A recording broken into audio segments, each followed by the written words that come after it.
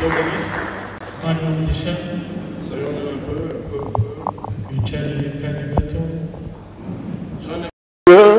ndashimira Imana Pour cette opportunité qu'il m'accorde encore. ku bw'aya mahirwe yongeye kuma nanone. Je ne mérite pas, ntabwo nyakwiriye, mais c'est sa grâce ariko n'ubuntu bwayo qui me tient debout en ce moment. nibwo bumpagarikishije hano muri iki gitondo, muri uyu mugoroba. C'est pourquoi je le bénis. Niyo mpamvu mushimira. Je remercie ndashimira kandi profondément byimbitse du fond du cœur biturutse ku mutima mon pasteur, pasiteri wanjye, pasteur Malachi, pasiteri Malachi, pour sa confiance, ku bw'icyizere cye, de ce qu'il m'a ramassé lorsque je n'étais rien. nzi ko yamfashe ntacyo ndi cyo. Dieu l'a utilisé pour me transmettre ce précieux cadeau. Imana imukoresha kugira ngo angezeho iyi mpano nziza. En tout cas, que Dieu le bénisse là où il est. Mu by'ukuri Imana imumugisha ahari.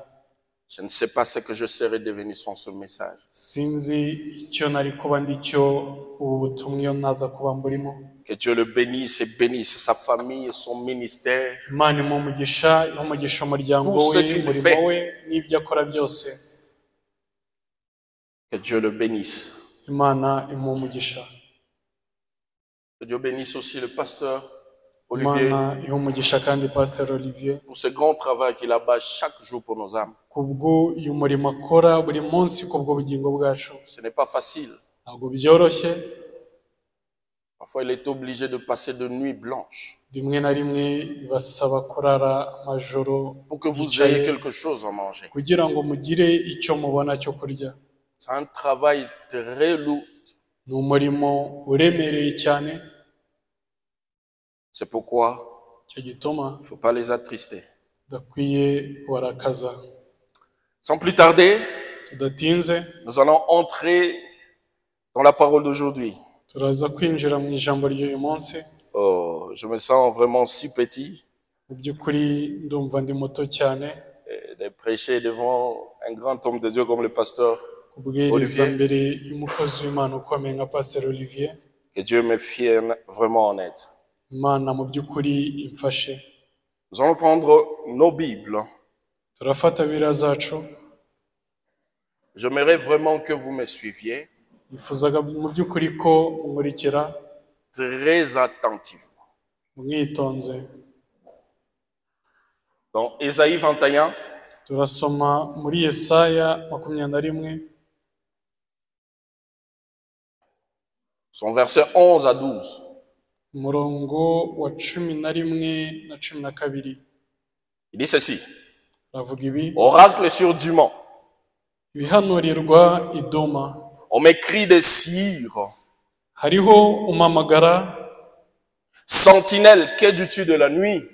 ari Isiyeli ati wa murinzi we ijoro rigeze he? Sentinelle, que dis-tu de la nuit? Wa murinzi we ijoro rigeze he? Et la sentinelle répond, Umurinzi aramusubiza ati le matin vient ugiye gucya et la nuit aussi. ubwongere bwire. Si vous voulez interroger, Nimushaka kubaza interrogez. mubaze. Convertissez-vous Nimuhindukire et revenez. muze. Amen. Amen. Veuillez vous asseoir. Ushobora kwicara.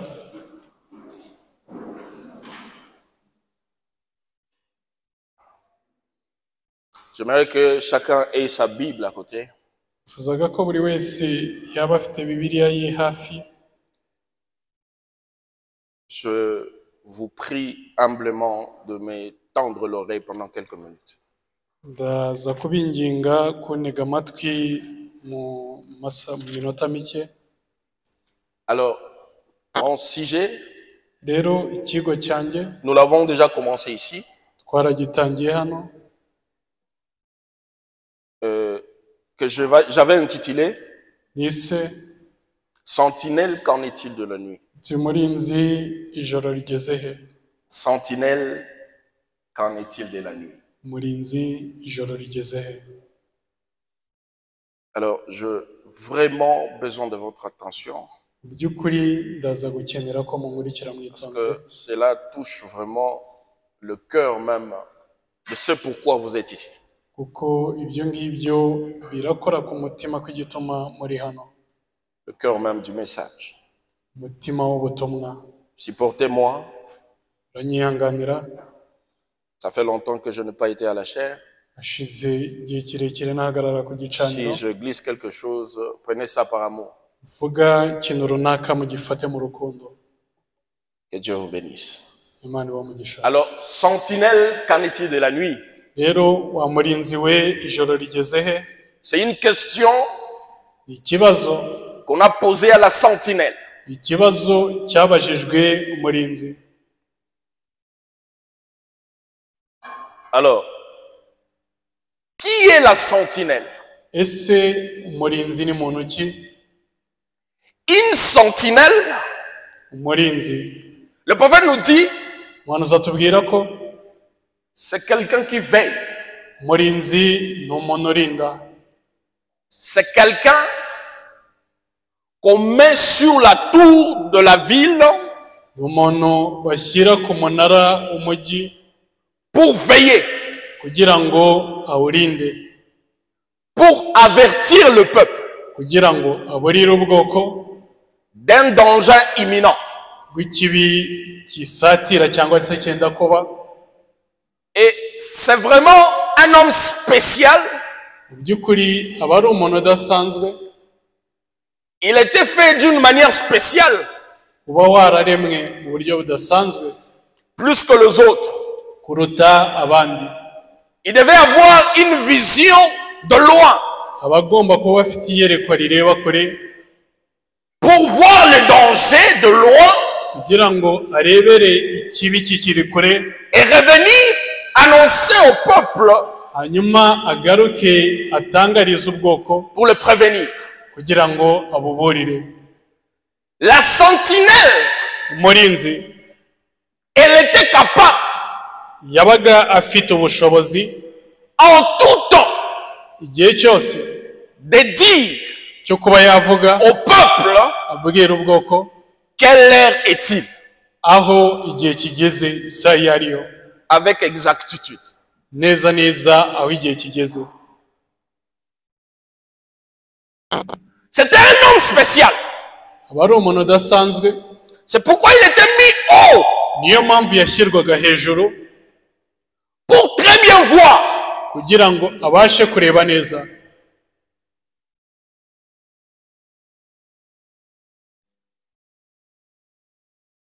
Il devait être informé plus que les autres. Yagombaga kuba ari we muntu ufite amakuru kurusha abandi bose, Et il devait dire à quelqu'un kandi akaba afite à ububasha bwo chaque kubwira moment avec exactitude igihe cyose nta gushidikanya quelle heure est-il. aho igihe kigeze.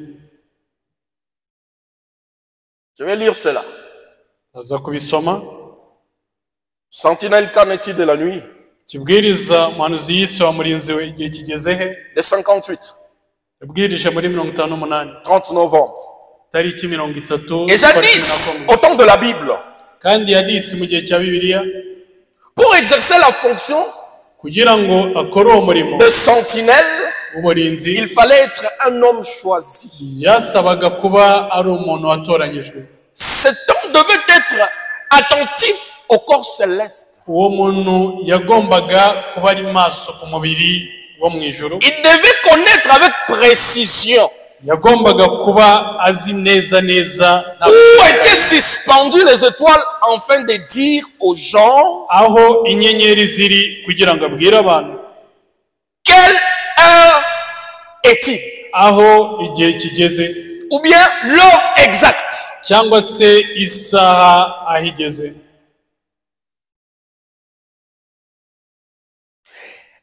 30, Igika cya elle regardait aux étoiles yarebaga inyenyeri, et ensuite elle disait hanyuma akavuga quelle heure est-il. isaha iyo ariyo. Comprenez? Asobanukirwa, C'est un homme spécial, umuntu udasanzwe choisi, utoranyijwe, à qui on pouvait demander aho bashoboraga kubaza quelle heure est-il. ese igihe kigeze he? Ça c'est un. Icyo ni icya mbere. Deuxième, Icya kabiri, son rôle était d'avertir le peuple du danger imminent. umurimo we wari ukuburira ubwoko ikibi kiri kwegera umurwa, Afin que ce danger ne les surprenne pas. kugira ngo icyo kibi kitaza kubatungura. Je suis au paragraphe 33. Ni ku gika cya 33. La sentinelle avait également l'obligation. Vous allez me supporter ceux qui étaient ici. Je veux répéter pour ceux qui n'étaient pas ici. Baza kunyihanganira ku bari bahari, ndaza gusubiramo ku bari badahari. La sentinelle avait également l'obligation de rester à son poste du devoir à tout moment. Umurinzi yari afite inshingano zo kuba ari ku mwanya w'inshingano igihe icyo ari cyo cyose. Et elle devait avertir les gens du danger imminent. Hanyuma akaburira ubwoko bw'ikibi cyegera. C'était ça son travail. Uwo ni wo wari umurimo we, De surveiller avec attention les dangers qui approchaient. wari uwo kugenzura ikibi kiri kwegerera Avec attention. yitonze. Il était posté là-haut sur la tour construite, Yashyirwaga aho hejuru ku munara wubatswe, bien plus haut que le mirail. hejuru cyane kuruta inkuta. Et là-haut sur cette tour, Aho hejuru kuri uwo munara elle avait dedans des livres d'astronomie et d'autres. yari afitemo ibitabo by'abizi ibintu by'inyenyeri n'ibindi, Afin de pouvoir observer les étoiles et dire l'heure. kugira ngo abashe kugenzura inyenyeri avuga igihe aho kigeze. Le rôle de la sentinelle. Umurimo umurinzi, 1. uwa mbere, Il devait exactement dire avec exactitude quelle heure est-il. yagombaga kuvuga neza neza aho igihe kigeze. 2. Icya kabiri, Il devait avertir yagombaga le kuburira peuple du danger imminent. ubwoko bw'Imana, ubwoko aho ikibi kiri guturuka. C'est le rôle de la sentinelle. Uwo ni wo murimo w'umurinzi. Nous sommes ensemble. Turi kumwe.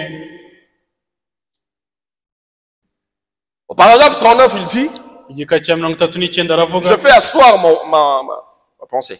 ndashaka gutereka igitekerezo cyanjye. Et aujourd'hui, Kandi uyu munsi Dieu a encore des aigles Imana iracyafite ibizu, ou de messagers cyangwa se intumwa, ou des hommes sur la tour cyangwa se abantu bari ku munara qui s'élèvent en esprit bahaguruka mu mwuka, loin au-dessus de tout le mécanisme et de toutes les bombes atomiques, kure cyane hejuru y'imbaraga zose n'ibisasu bya kirimbuzi, ainsi que de recherche scientifique. ndetse n'ubushakashatsi bwa gihanga.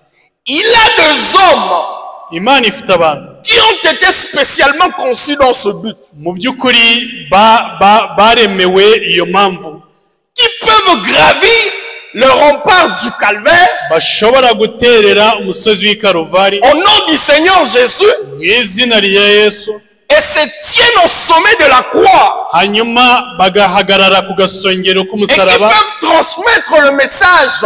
hanyuma bagatanga ubutumwa bwabo. Ainsi dit le Seigneur. Nuko avuga Uwiteka, Il dit leur vue spirituelle aravuga uti ijisho ryabo ry'umwuka est de loin meilleure rireba kure que cyane celle de sacrificateurs kuruta iby'abatambyi dans le temple. bari mu nsengero, Elle va loin au-delà kandi bajya kure cyane y'ibyo de celle de l'homme de vocation ordinaire, y'ibyo abantu basanzwe, car ils sont spécialement conçus pour la fonction auquel Dieu les a appelés. kubera ko baremewe uwo murimo Imana yabahamagariye. Par conséquent, Ku bw'ibyo il nous est avantageux de prendre garde lorsque nous entendons parler de choses qui approchent. ni ingenzi cyane kuri twe ko twirinda iyo turimo kumva ibintu byegereza biri hafi kuba. Ils ont une vie spirituelle Bafite ijisho ry'umwuka plus avancée que les autres. rireba kure kuruta abandi bose. Ils peuvent monter plus haut. Bashobora kuzamuka hejuru cyane, Ils peuvent aller plus haut. bashobora kujya kure cyane, Regardez, hanyuma bakareba tirer le message bagakuramo et ubutumwa revenir prévenir le peuple. bakagaruka baje kuburira ubwoko bw'Imana Avec l'ainsi dit le Seigneur. bafite nuko avuze Uwiteka. Ça, ce sont des sentinelles Abo ni abarinzi que Dieu a établis sur sa maison. Imana yashyize kubera bayo. Il dit à Ézéchiel, Abwira Ezekiyeli j'étais établi ati comme nagushyizeho sentinelle nagushyizeho nk'umurinzi sur ma maison, ku nzu yanjye sur mon peuple. ubwoko bwanjye. Tu retiendras ce que je te dirai Uzafata ibyo et tu nzakubwira reviendras vers le peuple pour l'avertir. hanyuma ugarukire ubwoko bw'Imana kugira ngo ububurire. Est-ce que nous sommes ensemble? Ese turi kumwe?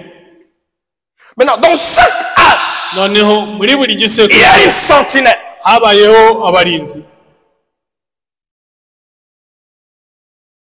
Dans chaque âge, Muri buri Dieu gisekuru a prévu un aigle Imana hari ikizu yateguye qui peut aller ishobora kugenda dans le firmament, kikajya hejuru dans le cyane lieu plus haut, ikajya mu kirere cyo et hejuru cyane redescendre avec un ainsi dit le Seigneur. hanyuma kikamanukana nuko avuze Uwiteka.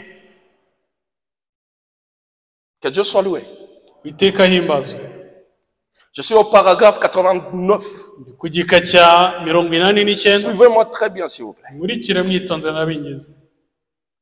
Le prophète dit, Umuhanuzi aravuga je suis si heureux ndanezerewe cyane d'être un chrétien.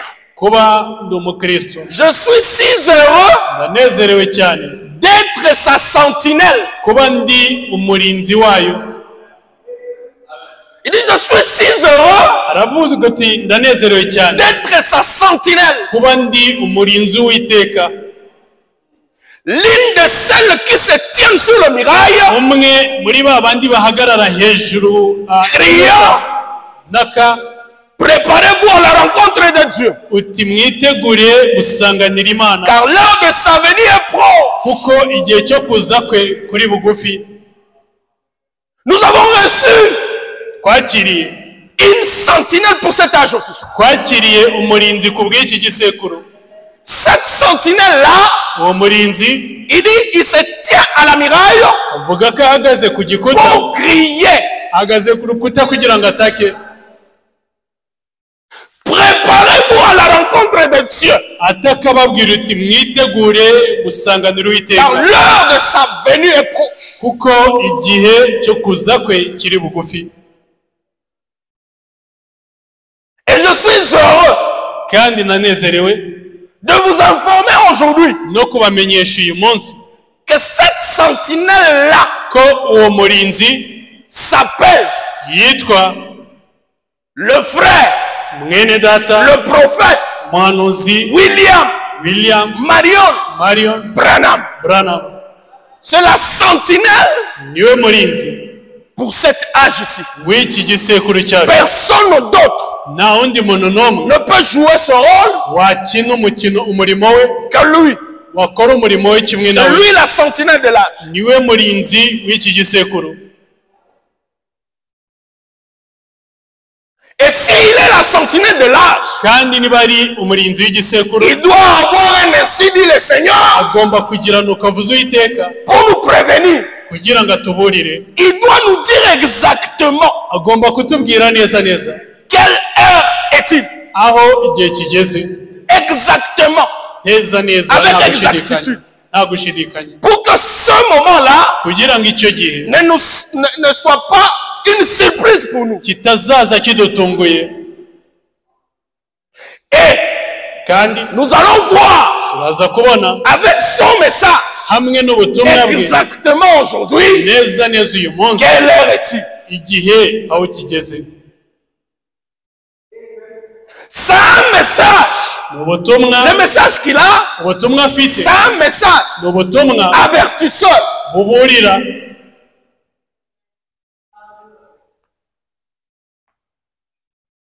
Que Dieu vous bénisse. Imana ibamugishe. Et nous devons être attentifs Kandi tugomba kuba maso à son message tugatega ugutwi ubutumwa pour bwe que la mort ne puisse pas nous surprendre. kugira ngo urupfu rutadutungura. Le prophète dit, Wanza aratubwira il raconte une histoire. harabara inkuru Il y avait quelqu'un hari umuntu qui qui était allé chercher de l'or. wagiye gushaka izahabu, Il avait son chien. yari afite imbwa, Il est tombé sur de l'or hanyuma exactement. agwa ku izahabu nyinshi cyane, Il a ramassé cet or-là. afata iyo zahabu, Il revenait maintenant pour aller chez lui. hanyuma asubira iwe. Maintenant, en revenant chez lui, Noneho ageze iwe, la nuit est tombée. ijoro riragwa, burira. Et comme la nuit tombait, Ubwo bwiraga, il a dit, je ne peux pas continuer comme ça. aravuga uti ntabwo nakomeza Dans gutya. la nuit, Mu ijoro je dois m'abriter quelque part. ngomba gushaka Et ahantu par ncumbika. hasard, il tomba sur une cabane. Kubw'impanuka asa agwa ku nzu runaka yari Il a dit, iri ahantu. voilà, je vais m'asseoir ici. Aravuga uti aha niho Je ndi vais buze passer la kwicara, nuit ici. ndaza kuryama hano, Et demain, je repartirai. ejo nzakomeza urugendo Avec son chien. hamwe n'imbwa ye. Au milieu de la nuit, Hagati mu il ijoro entend son chien en train d'aboyer. yumva imbwa ye irimo kumoka. Il aboie. Imbwa iramoka, Il sort. arasohoka, Il dit, tais-toi. aravuga uti ziba. Le chien se tait. Imbwa iraceceka, Il repart dans la cabane. asubira muri iyo nzu. Il essaie de dormir. Agerageje Le kongera chien aboie kuryama, encore. imbwa irongera Il sort. Il iramoka, dit, tais-toi. asohotse arongera arabibwira uti ziba. Il rentre. Arataha asubira mu nzu, Après quelques heures, nyuma y'amasaha le chien runaka aboie encore. imbwa irongera iramoka, Il sort. Il arasohoka, dit, si tu refais encore ça, aravuga uti niwongera kumoka je t'abats. ndaza kukurasa.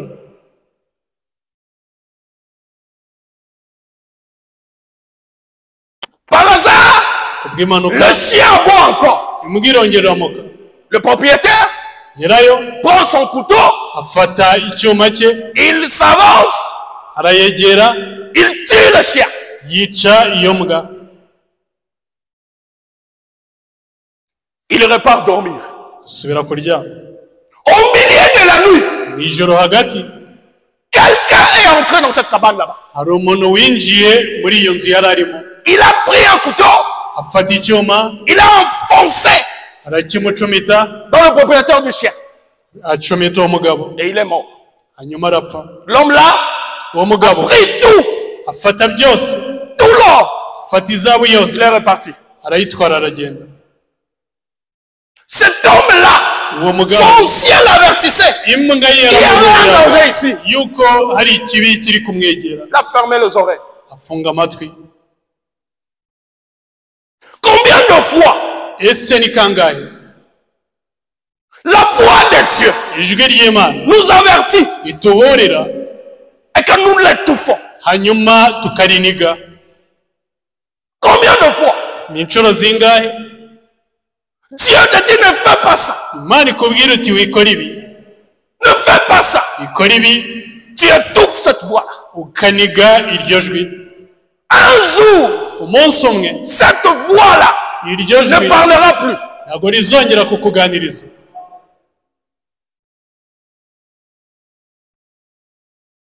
Un jour, Umunsi umwe cette voix-là va s'éteindre. iryo jwi rizaceceka.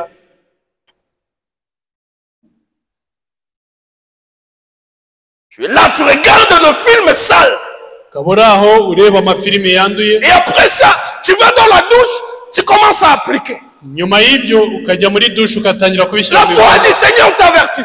Ijwi ry'Imana La rikakuburira, voix de Dieu te parle. ijwi ry'Uwiteka rikakuburira, Mais tu le touffes. ariko Tu le fais taire. ukaricecekesha. Un jour, Umunsi umwe tu le feras taire pour la dernière fois. uzaricecekesha bwa nyuma. Te filmes sale Filime yanduye et tu les appliques sur ton corps. ukanabishyira mu bikorwa ku Dans mubiri la wawe, douche. muri dushe. Vous savez ce dont je parle. Muzi ibyo mvuga. Un frère falsificateur. Mwene data uhimba wishushanya, Tu falsifies de papier au travail. ugahimba impapuro ku kazi. La voix de Dieu est en train de te parler. Ce que tu fais là, c'est mal. Ijwi ry'Imana Alexa! rikakuvugisha uti ibyo ukora ni bibi, bihagarike. Ah, tu Oya, étouffes. ukariniga. Oh, comment je vais vivre Ese nzabaho si je ne fais pas ça? ninakora ibi ngibi? Comment tu vivais dans le ventre de ta mère? ese wabagaho gute uri mu nda ya nyoko? Comment tu vivais dans le ventre de ta mère? Uri mu nda ya nyoko wabagaho ute? Oh! Qu'est-ce que les gens vont dire ute se abantu bazavuga iki si j'abandonne mon travail? nindeka akazi kanjye? Tu penses qu'ils seront avec toi en enfer? tekereza ko muzaba muri kumwe ikuzimu? Non! oya, La voix te parle! ijwi Ça, c'est rirakuganiriza mal! uti ibi ni bibi. Oh, tugomba kugabanya umusoro. Tugomba kugabanya umusoro. tugomba kugabanya umusoro Kugira ngo twishyure make. kugira ngo Et twishyure toi, c'est toi le comptable, le financier, tu acceptes ça. kandi akaba ariwe comptable ariwe ubishinzwe ukabyemera. Oh frère, o mwene data, si je ne fais pas ça, ninabikora je veux vivre comment? se nabaho Ma famille. umuryango wanjye. Tu oublies que kibagirwa ko Akan est mort à cause de la famille. Akani yapfuye kubera umuryango. Branham dit, Branham c'est à aravuga cause de sa famille qu'il est allé voler. kubera umuryango we niko par conséquent, bw'ibyo on a exterminé toute la famille, bica umuryango we wose y compris lui. nawe arimo. Tu limites Dieu. ugashyiriraho imbibi Imana. Tu limites Dieu. Imana ukayishyiriraho imbibi. Oh, si je quitte, si tu quittes, tu auras quoi? nimva hano nuva Tu hariya penses que bizagenda. c'est ce travail qui te fait vivre? keka ko ako kazi kari ko kakubeshejeho.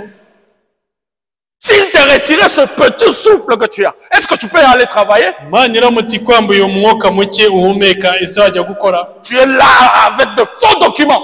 ukaba uri aho ngaho Dieu n'impapuro te n'imba. parle chaque jour. Imana Il ikakuvugisha te igihe parle cyose. encore aujourd'hui. Sa iracyakubwira voix uyu munsi. retentit dans ton cœur. ijwi restes riravugira mu indifférent. mutima wawe uti hagarika ibyo. Tu restes indifférent. ugasigara utitaho. Un jour, umunsi umwe cette voix-là iryo jwi va parler pour la dernière fois. rizavuga ku nshuro ya nyuma, Et ça sera fini. kandi bizaba biri Un kurangira. jour, umunsi umwe tu vas franchir la ligne de démarcation entre la Zarenga. miséricorde uzarenga umurongo utukura hagati y'ubuntu et le jugement. hamwe n'urubanza. Ça sera fini pour toi. bizaba bikurangiranye. Fini. bizaba bikurangiranye. Les choses sales que vous faites. ibintu byanduye mukora. Tu crois que tu es marié, tu peux te permettre chaque chose. ugatekereza ko kuko washatse ushobora gukora ibyo ushatse byose. Tu crois que être marié, ça termine l'adultère. ugakeka ko kuba warashatse birangiza dayimoni y'uburaya. Des choses sales que tu fais ibintu byanduye ukora avec soi-disant ta femme au lit. n'uwo wita umugore wawe mu buriri. Des adultères mariés. abasambanyi bashakanye. La voix te parle. Arrêtez ça. Il vous parle à deux. ijwi ry'Imana rikabaganiriza uti muhagarike. Tu étouffes. ukariniga ukariniga. Non, il faut qu'on soit au niveau. uwo birasaba ko tuba ku rwego. Dieu jugera cela. Imana izabicira urubanza. La Bible dit biravuga que les lits conjugales yuko soient exemptés de toute suite.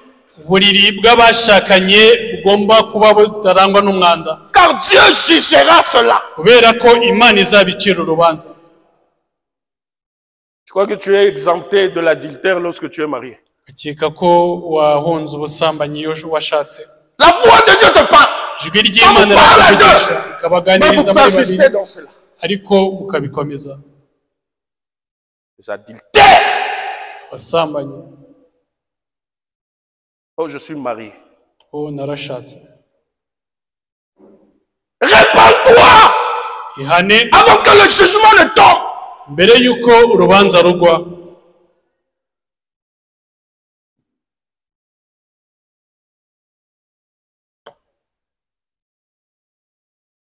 Répands-toi. ihane Dans l'ancien temps, ibi bya kera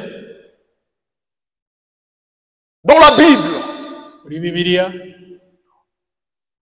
en Israël, muri Isirayeli, lorsque le jubilé retentissait, iyo yubile yumvikanaga, chaque esclave devait laisser buri mbata yose yagombaga son maître pour rentrer chez lui. yagombaga gusiga sebuja kugira ngo isubire iwa.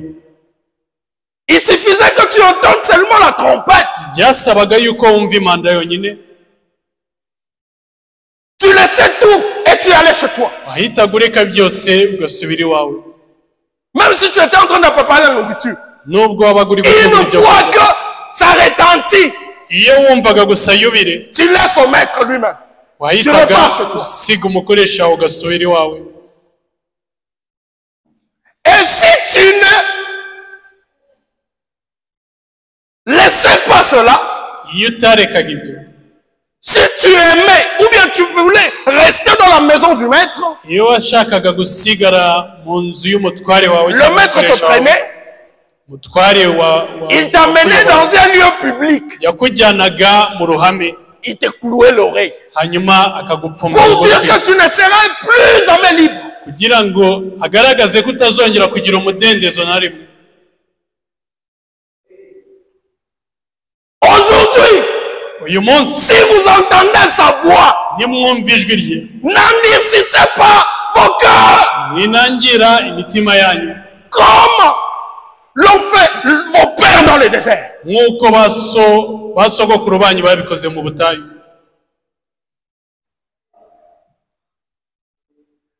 Tu restes à la maison, Sigara mu rugo, tu te dis non, je serai chrétien à la maison. avuga uti njye nzaba umukristo ndi mu rugo. Qui t'a menti? Inde wakubeshye? Tu brises le commandement de Dieu. Ukandagira Les amategeko portes y'Imana, sont ouvertes, toi tu restes à la maison. abandi bateranye Branham me bagasigara dit, mu je ne rugo. crois pas que si tu restes à la maison, tu peux être un bon chrétien. Branham aravuga uti ntabwo nizera ko uramutse usigaye mu rugo waba umukristo mwiza. Je ne crois pas ça. Ntabwo ibyo mbyizera. Que Dieu nous vienne en aide. Imana idufashe, Que Dieu nous soutienne. Imana idufashe, Afin que nous entendions sa voix aujourd'hui. kugira ngo uyu munsi twumve ijwi ryayo. C'est peut-être la dernière fois aujourd'hui. Wenda ni inshuro ya nyuma uyu munsi.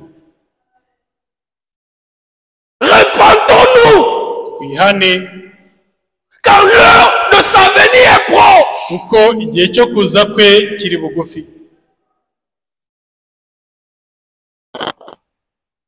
Que Dieu nous vienne en aide. Imana idufashe. Des menteurs professionnels. Ababeshyi babigize umwuga, Professionnels. babigize umwuga. Avant même, au moins avant, quand tu voulais mentir, il y avait le cœur qui battait. Namba na mbere iyo washakaga kubeshya umutima warateraga, Mais aujourd'hui, ariko uyu munsi ça ne bat plus. ntabwo ugitera. Un menteur professionnel. Umubeshyi wabigize umwuga. La voix est partie. Ijwi ryagiye La voix kera, est partie. ijwi ryagiye Il n'y kera. a rien dedans pour te condamner. Nta kintu na kimwe gifitemo imbere muri wowe mu mutima kigucira urubanza. Tu te dis chrétien. Kandi ukiyita umukristo, Tu vas salir les gens là-bas. On dit cet homme il croit le message aussi. abantu bo hanze bakavuga uti uyu muntu nawe yizera ubutumwa. Celui-là, Turiya un menteur professionnel. umubeshyi, umunyabinyoma wabigize umwuga, Et tu attends l'enlèvement.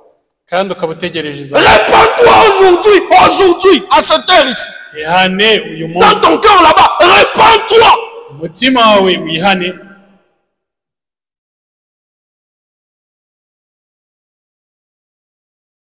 De fausses promotions, Mosiyo de z'ibinyoma, promotions de tricherie. mosiyo z'ubujura, Tu es allé fabriquer de fausses identités. agiye guhimba inyandiko z'ibinyoma, ibyangombwa by'ibinyoma, Pour une promotion. kugira ngo ubone promosiyo. La Bible dit, à quoi bon te servira Ese byakumara iki de gagner le monde entier kwigarurira isi et yose, enfin de perdre son âme? hanyuma ukabura ubugingo bwawe? Tu ne valorises même pas ton âme, Nta n'ubwo ubugingo bwawe buha qui agaciro, est éternel. Qui est éternel. kandi ari bwo bwiteka. Priorise ton travail. Akazi kawe akaba ari kushyira imbere. Branham me dit, Branham aravuga, s'il faut quelquefois s'absenter du travail, niba byasaba rimwe na rimwe gusiba akazi, faites-le. Lorsqu'il y a culte, faites-le. mujye mubikora. Iyo hari amateraniro mujye mubikora. Il dit, car car Dieu prendra soin de toi. aravuga uti kuko Imana izakwitaho. Ah, toi, c'est le travail d'abord. Wowe mbere na mbere n'akazi. Et quand tu es là, l'heure du culte est là. Tu es encore au travail. La voix de Dieu te parle. Va au culte, tu refuses. Waba uri mu kazi amasaha y'amateraniro yagera ijwi rikakubwira uti jya mu materaniro ukabyanga. Un jour, umunsi umwe cette voix-là, iryo jwi tu l'entendras plus. ntabwo uzongera kuryumva. Sera fini pour toi. Bizaba bikurangiranye. Que Dieu nous vienne en aide. Imana idufashe. Alors, comme je disais tantôt, Rero nk'uko nabivugaga, nous avons aussi reçu un gros message avertisseur. twakiriye ubutumwa bukomeye butuburira Par le canal de William Marion Branham. binyuriye mu muyoboro wa William Marion Branham. Et ce message avertisseur se trouve dans Malachie 4, kandi ubwo butumwa butuburira busangwa muri Malaki 4 5 à 6. umurongo wa 5 kugera ku wa 6. Voici, je vous enverrai Élie le prophète. Dore nzabohereza Eliya umuhanuzi Avant que le jour de l'Éternel n'arrive, ce jour grand et redoutable. mbere yuko umunsi ukomeye w'Uwiteka ugera, Avant que les dangers n'arrivent, mbere yuko igiteye ubwoba kigera, Dieu a suscité un prophète Imana yahagurukije umuhanuzi avec un esprit de l'aigle, hamwe n'umwuka avec ainsi dit le Seigneur, hamwe na nuko avuze Uwiteka pour avertir le peuple kugira ngo aburire ubwoko de ce grand jour redoutable et uwo terrible. munsi ukomeye kandi uteye ubwoba. Comment il va le faire? Se azabigenza ate? Il dit, il ramènera le cœur de père à leurs enfants, avuga uti imitima ya ba data azayigarura ku y'abana, virgule, et le cœur des enfants à leur père, n'imitima y'abana kuri ba se, de peur kugira ngo que je vienne frapper le pays d'interdit. haza kubitisha igihugu kizira. Voilà le message d'avertissement de notre sentinelle. Dore ubutumwa buburira bw'umurinzi wacu. Mais ici, Ariko hano il y a deux parties. hari ibice bibiri. La première partie, Igice cya mbere, il ramènera le cœur de père à leurs enfants. azagarura imitima y'abana kuri y'abasogokuru ku bana. Ça, c'est déjà passé. Ibyo byamaze kubaho. Ça a été avec Jean-Baptiste. Ibyo byabaye na Yohana Mubatiza. Parce que l'esprit d'Élie Kubera ko umwuka wa Eliya vient 5 fois. uza inshuro eshanu. La première fois, Inshuro ya mbere sur Élie le Tishbite. waje kuri Eliya w'Tishbi. La deuxième fois, Inshuro ya kabiri sur Élisée. kuri Elisa. La troisième Ya fois, gatatu sur Jean le Baptiste. kuri Yohana La Mubatiza. quatrième fois, Inshuro ya sur kane William Marion Branham. kuri William Marion Branham. Et la cinquième fois, Inshuro ya gatanu c'est pour le témoin d'Apocalypse 11. ni kubw'umuhamya w'ibyeshu 11. Maintenant, la partie de ramener le cœur de père aux enfants, noneho igice cyo kugarura imitima ya ba se ku bana c'est pour Jean-Baptiste. bya Yohana Mubatiza. Il est dit dans Luc 1, Arabivuga muri Luka igice cya mbere. Luc 1, Luka igice cya mbere, disons un peu cela. tubisome.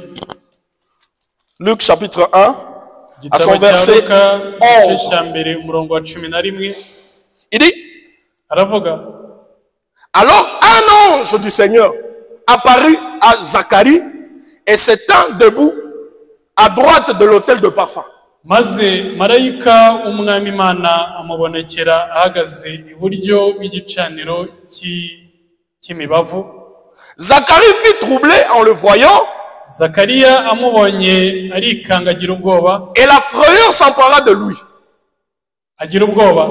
Mais l'ange lui dit, Ariko marayika ne aramubwira crains ati, point, Zacharie, bitinya Zakariya, car ta prière a été exaucée. kuko ibyo wasabye byumviswe.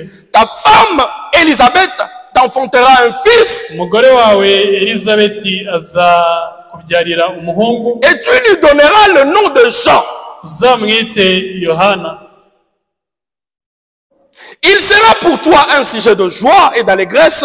azakubera umunezero n'ibyishimo, Et plusieurs se réjouiront de sa naissance. kandi benshi bazanezerwa Car il sera grand devant le Seigneur. kuko azaba mukuru imbere Il ne boira ni vin, azanywa vino ni liqueur cyangwa igisindisha cyose, enivrante. kandi Il ne boira ni vin ni liqueur enivrante. azanywa vino cyangwa igisindisha cyose. Il sera rempli du Saint-Esprit de le sang de sa mère. azuzuzwa umwuka wera uhereye akiva mu nda ya nyina. Il ramènera plusieurs de fils d'Israël au Seigneur leur Dieu. benshi mu Bisirayeli azabahindurira Écoutez le verset 17. Imana yabo. Mwumve 17. Il marchera devant Dieu avec l'esprit et la puissance d'Élie. azagendera imbere yayo mu mwuka n'ububasha bwa Eliya, Pour ramener le cœur de père vers les enfants. asanganye imitima ya base n'iy'abana. Ça c'est Jean-Baptiste. Iyo ni Yohana Mubatiza. Il ramène le cœur de père aux enfants. agarura imitima ya base Mais il y a une autre n'iy'abana. partie Hari ikindi gice d'Élie. cya Eliya. Il dit, et le cœur des enfants à leur père. aravuga uti imitima y'abana ku ya base. C'est ce qui nous concerne nous. Ibyo ni byo bitureba. C'est le message de William Marion Branham. Ubwo ni ubutumwa bwa William Marion Branham. C'est ça son message avertisseur à cet âge ici. Ubwo ni bwo butumwa bwe buburira ku bw'iki gisekuru hano. Que Dieu nous vienne en aide. Imana idufashe. Maintenant, il se retrouve aussi Noneho yisanga nanone dans Apocalypse 10, 1 à 7. mubona nanone mu byeshuwe ibice 10 umurongo wa mbere kugera ku wa 7. Je vais lire cela. Soma. Lisons cela. Reka tubisome. J'ai vu un autre ange puissant qui descendait du ciel, enveloppé d'une nuée. Mbona marayika wundi ukomeye amanuka ava mu ijuru, Au-dessus de sa tête était l'arc-en-ciel kororombya et son visage était comme le soleil mu maso he hasa et ses n'izuba, pieds comme de colonnes de feu. ibirenge bye bisa nk'inkingi z'umuriro. Il tenait dans sa main un livre ouvert, Mu ntoki ze yari afite agatabo kabumbutse, un petit livre ouvert. agatabo gato kabumbutse. Il posa son pied sur la mer Ugashyira ikirenge cye cy'iburyo ku nyanja et son pied gauche sur la terre. n'icy'ibumoso Il agishyira ku cria butaka. d'une voix forte, Arangurura n'ijwi comme rirenga rugit un lion. nk'uko intare yivuga. Quand il cria, Avuze iryo les jwi, 7 tonnerres firent entendre leur iryo voix. jwi rirenga Et guhinda quand kurindwi les 7 kw'inkuba, tonnerres irent entendre leur voix, kumvikanisha amajwi yako. et quand les 7 tonnerres irent entendre et quand les 7 tonnerres eurent fait entendre leur voix, Kandi guhinda kurindwi kw'inkuba kumaze kuvuga, j'allais écrire, nari ngiye kwandika, et j'ai entendu du ciel une voix qui disait, nuko numva ijwi rivugira mu ijuru rimbwira riti, seul ce qu'on dit, les 7 tonnerres. iby'uko guhinda kurindwi kw'inkuba kuvuze bizigame, Et ne l'écris pas. bibe ubwiru. Et l'ange que je voyais debout sur la mer Marayika nabonye ahagaze ku nyanja et sur la terre, no ku butaka, levant sa main droite vers le ciel, amanika ukuboko kwe et jura kw'iburyo, par celui qui vit au siècle de siècle, agutunga mu ijuru arahirira ihoraho qui a iteka créé le ryose. ciel Yaremye ijwi et ijuru les choses qui y sont, n'ibiyirimo, la terre et les choses qui y sont, n'isi n'ibirimo, la mer et les choses qui y sont, n'inyanja n'ibiyirimo. qu'il n'y aurait plus de temps. Ati ntihazabaho igihe ukundi. Le verset 7. Umurongo wa 7. Mais Ahubwo qu'au jour mu minsi de la voix y'ijwi du 7e ange, rya marayika wa 7, quand il sonnerait de la trompette, bazatangira kuvuza impanda, le mystère de Dieu niho ubwiru bw'Imana s'accomplirait buzaba comme busohoye, il a annoncé à ses serviteurs, nk'uko yabibwiye imbata le zayo prophète. arizo bahanuzi. Quand cet ange, ce 7e ange sonnerait de la trompette, Ubwo marayika wa 7 azavuza impanda, quand il apportera son message, bazazana ubutumwa bwe, le mystère de Dieu s'accomplirait. aravuga uti ubwiru bw'Imana buzasohora.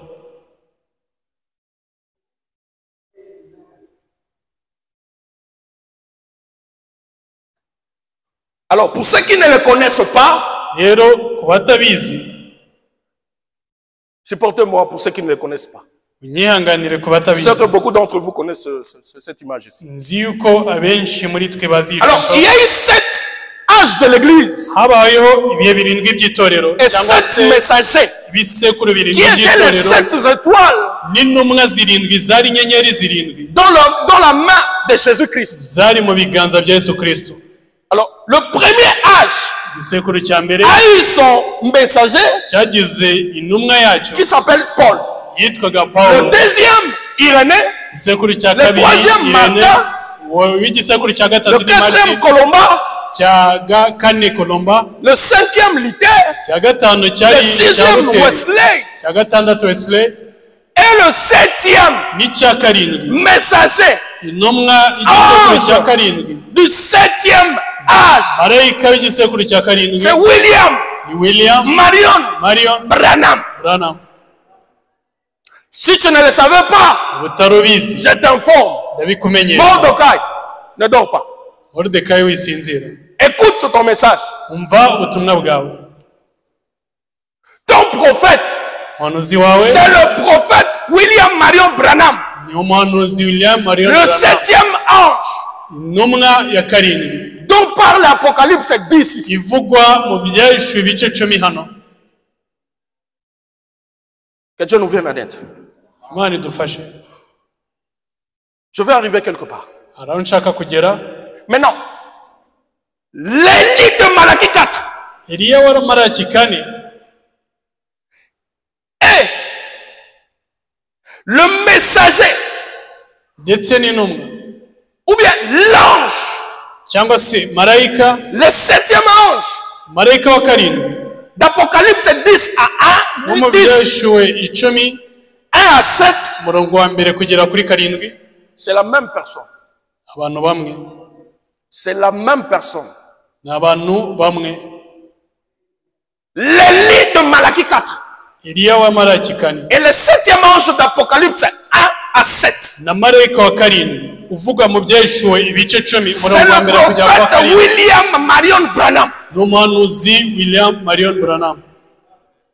Il est dit dans l'âge de la Odyssée, abivuga mu gisekuru cya Laodikiya, exposé de cet âge de l'église, page ibirindwi by'itorero 318. urupapuro rwa 318, Il dit ceci. aravuga ibi: Puisque ce messager prophète nk'uko uwo muhanuzi intumwa umuhanuzi d'Apocalypse yo mu 17 byahishuwe ibice 10 sera umurongo wa la même, karindwi le même que celui de Malachie 4, 5 à 6. azaba wa wundi wo muri Maraki kane umurongo wa 5 kugera kwa 6. C'est la même personne, nous sommes d'accord. abantu bamwe ibyo turemeramo. Ok, on y va. komeze. Maintenant, qu'est-ce qu'il fera? none icyo azakora, Quelle est sa mission? umurimo we ni uwuhe, Quel est son message? ese ubutumwa bwe ni ubuhe? Aujourd'hui, uyu munsi beaucoup de gens du message, abantu benshi bo mu butumwa ils ne savent pas réellement quel est leur message. ntabwo bazi mu by'ukuri Et ubutumwa ça, c'est bwabo un bwari, grand problème. kandi icyo ni Parce ikibazo que c'est son gikomeye, message qui nous avertit et qui nous dit quelle heure est-il. kubera ko ubwo butumwa nibwo butuburira bukatubwira igihe aho Vous devez kigeze. connaître votre message. ugomba kumenya ubutumwa bwanyu, C'est très important. ni iby'ingenzi cyane, Très, très important. iby'ingenzi cyane. Alors, nous allons voir ensemble rero turaza quel kureba est hamwe le message réel de William Marion Branham. ubutumwa nyakuri bwa William Marion Branham. Exposé de cet âge de l'église. Âge de la ibirindwi by'itorero igisekuru cya Laodikiya, Page 319. urupapuro rwa 319. Il dit, or ce messager aravuga uti kandi iyo ntumwa de Malachie 4 ya Maraki kane et d'Apocalypse 17 niyo mu byahishuwe ibice 10 va faire deux choses. azakora ibintu bibiri. Deux choses. ibintu bibiri Il fera deux choses. azakora ibintu Le bibiri. prophète William Marion Branham fera deux choses. umuhanuzi William Marion Branham azakora ibintu bibiri. Premièrement, cya mbere selon Malachie 4, bijyanye na Maraki il kane, ramènera le cœur des enfants au Père. imitima y'abana kuri base. Deuxièmement, cya kabiri il révélera le mystère de azahishura cette tonnerre ubwiru bw'inkuba zirindwi d'Apocalypse 10 z'ibyashyuwe 10 qui sont de révélations contenues dans les 7 sceaux. ariko guhishurirwa kuri mu bimenyetso birindwi. Est-ce que nous avons compris? Premièrement, il ramènera le cœur des enfants à leur père. Deuxièmement, il révélera le mystère de cette tonnerre. D'Apocalypse 10, qui sont de révélations contenues dans le 7 sceaux. Et ce seront ces vérités mystères. Si je veux trop vite, il faut m'arrêter. Donc il faut que les gens qui ne comprennent pas le français comprennent. Il faut m'arrêter si je veux vite. Donc, ce seront de vérités mystères divinement révélées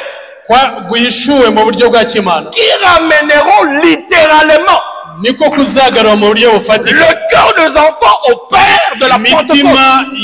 Le prophète dit exactement.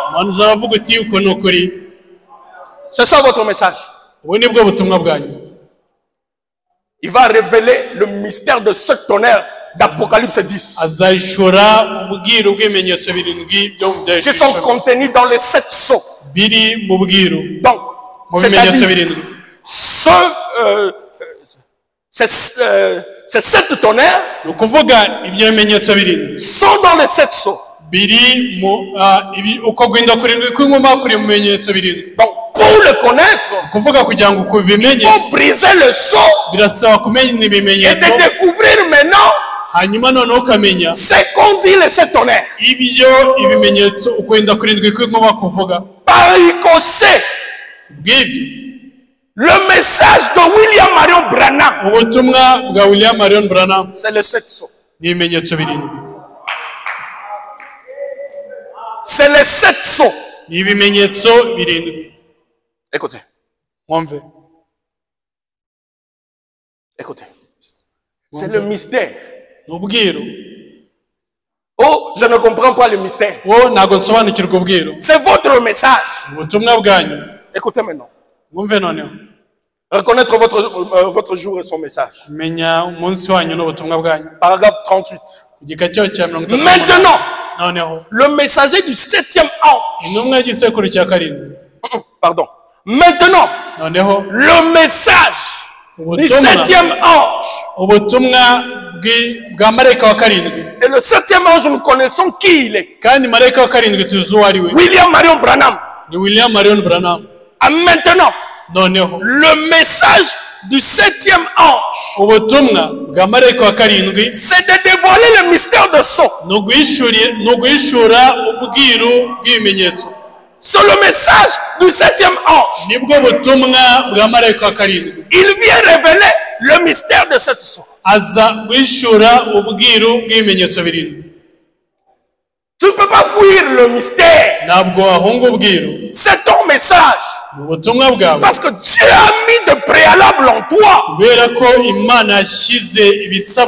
pour contenir ce message, pour contenir ce mystère. Voilà pourquoi il a dit cela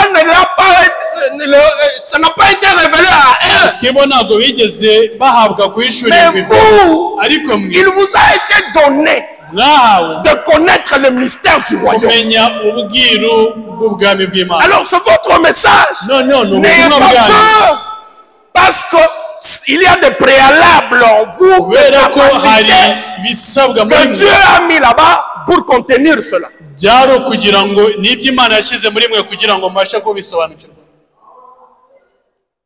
Premier saut. Je lis juste en bas. Si vous voulez lire ça et là, dans Apocalypse 10, 1 à 4 environ, vous trouverez cela.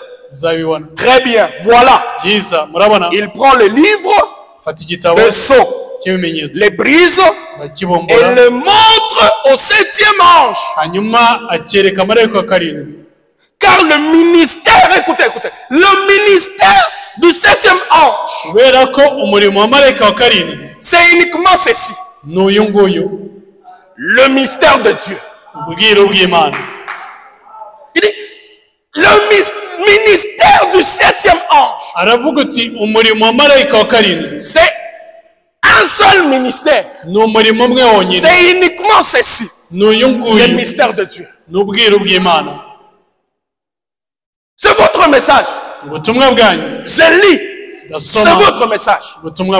C'est le message avertisseur. Que Dieu nous vienne en aide. Que nous comprenions ces choses. Parce que ceci, votre vie est attachée à ceci. Nous allons le voir. Votre vie est attachée à ceci. C'est ceci qui donne la foi de l'enlèvement. Donc il faut connaître ce message. Premier saut à son paragraphe. Je lis en bas encore. Et ange, ça veut dire un messager. Tout le monde sait que le messager pour l'âge de l'église, il reprend Apocalypse 10, il reprend Apocalypse 10, 7. Il dit ceci, écoutez très bien, écoutez très bien. Au jour de la voix du 7e ange, quand il sonnerait de la trompette, le mystère, écoutez, le mystère, il dit, il fait entre parenthèses, les 7 sons. Donc il explique quel est ce mystère-là. Il dit les 7 sons. Les 7 sons, c'est le message du 7e ange au 7e âge. Les sons, tout le mystère et de Dieu s'accomplirait. Est-ce que nous sommes ensemble? C'est ça le mystère. Ce mystère ici est au singulier. Mais il est mis entre parenthèses, dit c'est les 7 sons. Je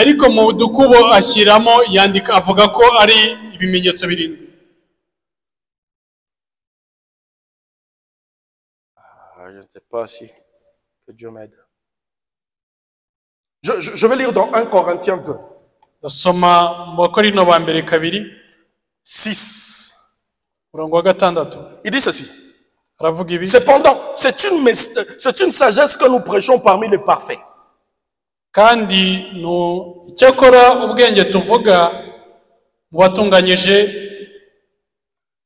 C'est une sagesse que nous prêchons parmi les parfaits.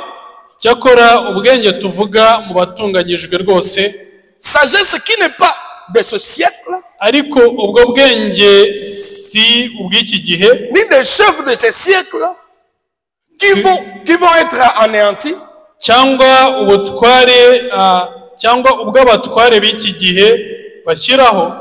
nous prêchons la sagesse de Dieu, mystérieuse et cachée,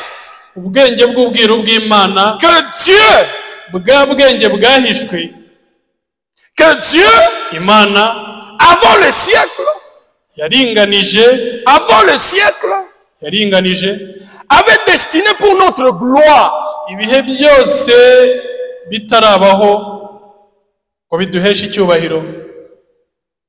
Non. Avait destiné cette sagesse mystérieuse et cachée pour notre gloire.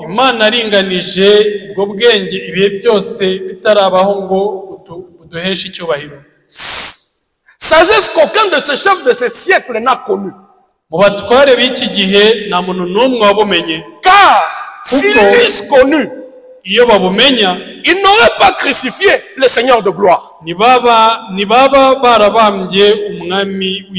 comme il est écrit, ce sont des choses que l'œil n'a point vues, que l'oreille n'a point entendues, qui ne sont jamais montées dans le cœur de l'homme.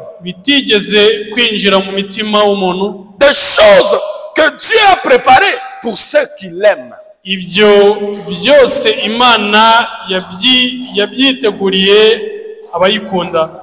Écoutez 13. Et nous en parlons. Non avec des discours qu'enseigne la sagesse humaine. Ariko ntitubivugisha amagambo akomoka mu bwenge bw'abantu. Mais avec ce qu'enseigne l'esprit. Ahubwo tubivugisha akomoka ku mwuka. Employant un langage spirituel. Dusobanuza iby'umwuka bindi. Pour les choses spirituelles. Dusobanuza iby'umwuka bindi. Mais l'homme animal ne reçoit pas les choses de l'esprit de Dieu. Ariko umuntu wa kamere ntiyamenya iby'umwuka w'Imana. L'homme animal c'est qui? L'homme animal ne peut pas recevoir les choses de Dieu. Parce que ce sont des choses spirituelles. On en parle avec un langage spirituel. Maintenant, un homme animal, c'est qui? C'est quelqu'un qui n'est pas encore né de nouveau. Si tu n'as pas encore né de nouveau, tu ne comprendras jamais ton message. C'est très important. C'est très capital. C'est très urgent de naître de nouveau. C'est ce qu'il a dit à Nicodème. Nicodème vient. Il dit, Maître, qu'est-ce que je peux faire pour avoir la vie éternelle? Il dit, tu dois naître de nouveau. C'est une obligation. Tu dois naître de nouveau. Tu dois naître d'esprit et d'eau.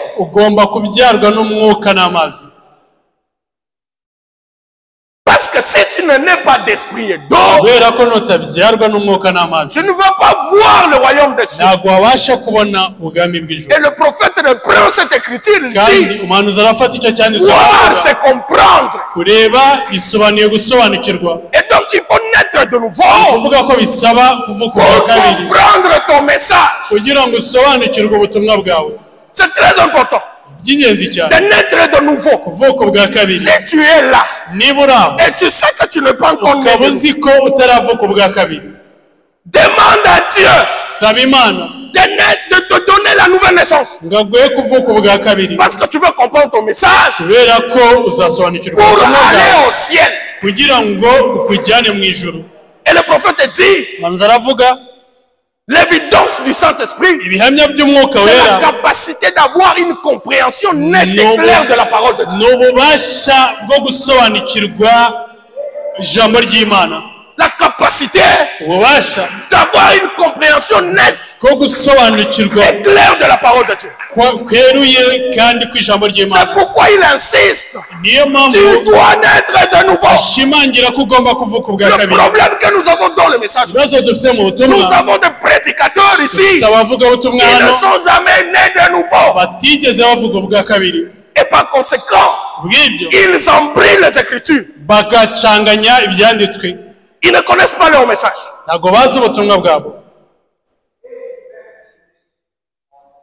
Tu dois le comprendre après avoir né de nouveau.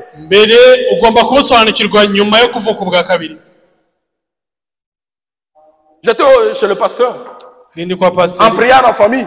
Je leur ai dit cela. Je leur ai dit, vous avez déjà l'âge de la raison.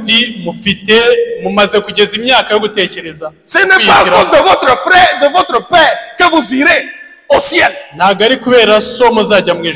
Vous êtes déjà en âge de prendre maintenant des décisions pour votre éternité. Je leur ai dit, si vous ne naissez pas de nouveau, oubliez l'enlèvement. Même si vous êtes des enfants de pasteur, vous devez naître de nouveau d'esprit de Dieu pour comprendre ceci. Si tu nais de nouveau, ça sera très facile. Ceci C'est ce qui donne la foi de l'enlèvement. Si tu ne comprends pas ton message, oublie l'enlèvement. Écoutez. Les sceaux, ils étaient constitués de quoi? Écoutez maintenant. Dans le sceau, il y a deux parties.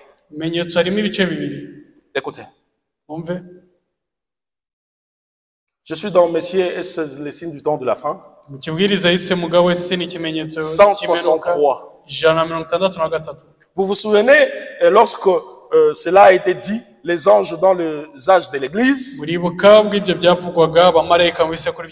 ceci va s'imbriquer parfaitement avec les 7 sceaux dont nous allons venir parler. Les 7 sceaux dont nous allons essayer de parler, lorsque nous reviendrons cette fois, sont les 7 sceaux écrits.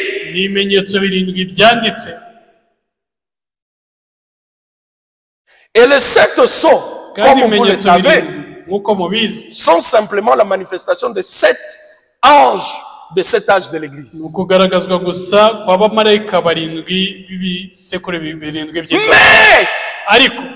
il y a 7 autres sceaux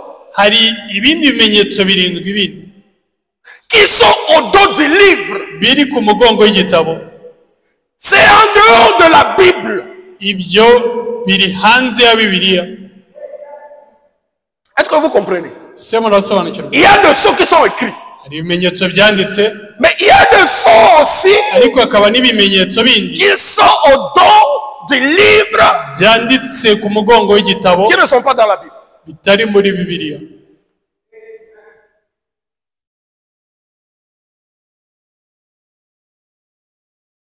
2 sortes de sceaux.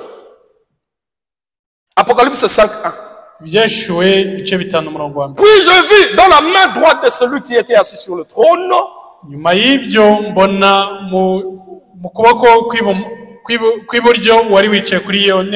livre écrit en dedans et en dehors, scellé de 7 sceaux.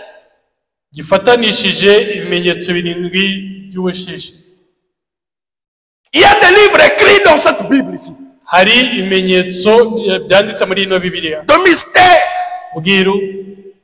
Mais il y a des livres de mystères qui ne sont pas écrits dedans. Mais que nous devons connaître. Parce que c'est notre message.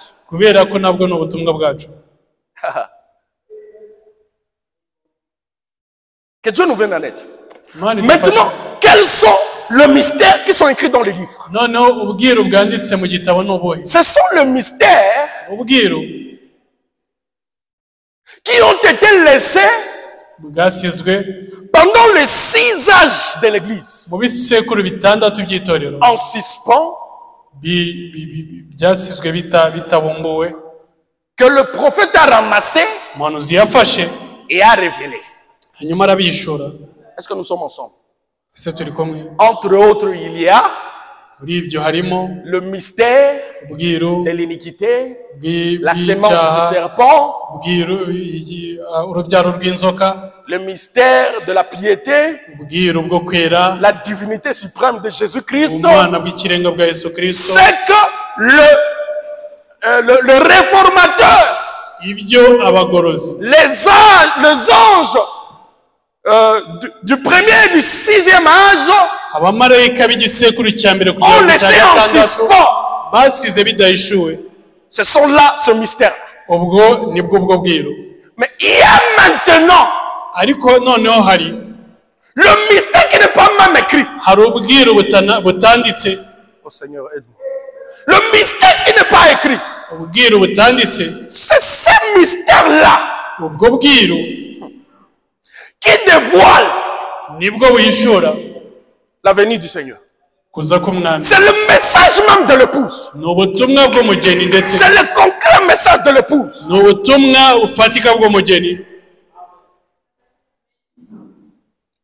Nous allons le voir.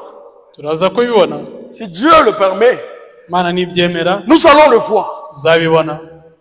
les 7 sceaux qui ne sont pas écrits. Le message même de l'épouse. Ça devait être secret.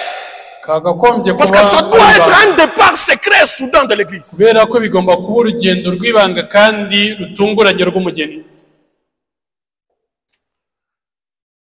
Que Dieu nous aide. Alors je suis dans persévérant. Persévérant. Paragraphe 25 de 1960. 63. Je vis de Pierre se détacher de flanc de la colline, rouler vers le bas. Et j'ai levé les yeux. Là se trouvait ce cercle blanc. Ce cercle blanc au-dessus de moi. Ce cercle blanc au-dessus de moi. Il parle de ça. Il parle de ça.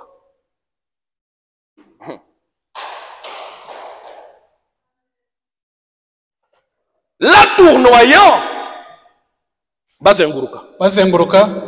et les 7 anges sont venus là, descendant de Zère. Ils m'ont pris et m'ont dit, rentre chez toi à l'est tout de suite et apporte ces 7 sceaux. Car, écoutez, car il y a 7 mystères.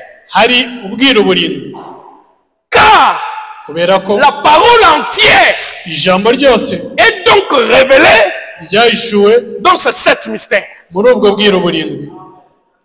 La parole entière, depuis la fondation du monde, depuis la fondation du monde, jusqu'à aujourd'hui, est révélée dans ces 7 mystères. Oh mon Dieu, toute la parole, la parole entière, cette parole qui a créé le monde, toute cette parole-là est révélée dans ces 7 mystères.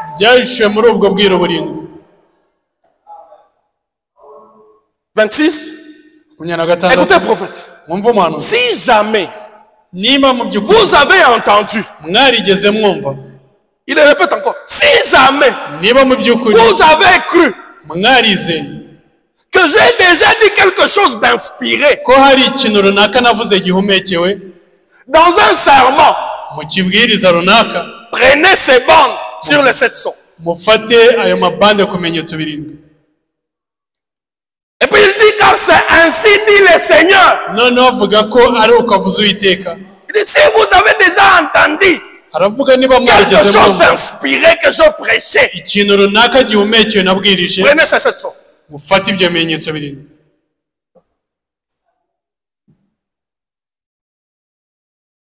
Tu ne peux pas échapper au mystère.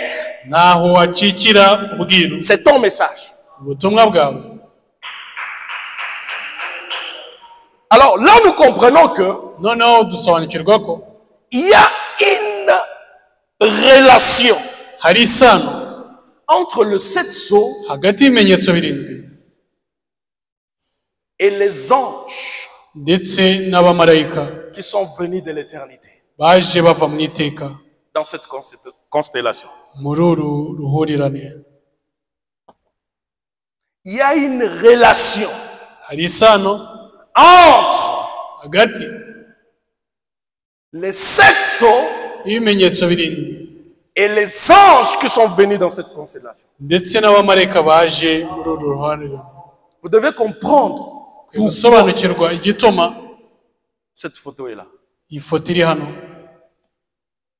Nous devons comprendre cela. Oh. Nous devons comprendre ceci.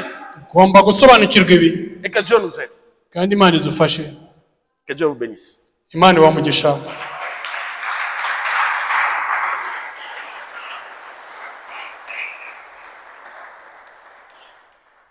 Par la grâce de Dieu, nous allons continuer.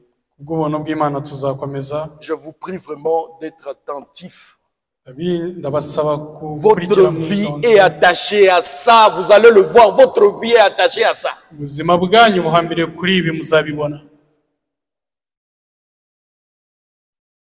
Que Dieu vous bénisse abondamment. Est-ce que nous pouvons nous mettre debout?